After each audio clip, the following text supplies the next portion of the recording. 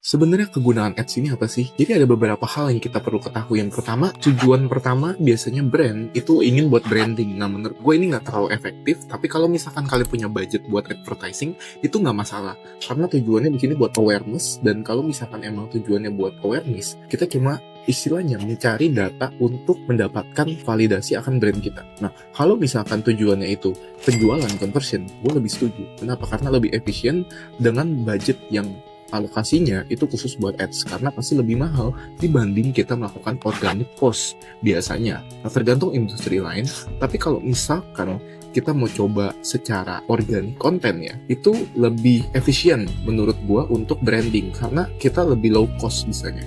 Karena kalau misalkan ads itu bayar audiensnya untuk bisa ngelihat konten kita itu lebih mahal pasti.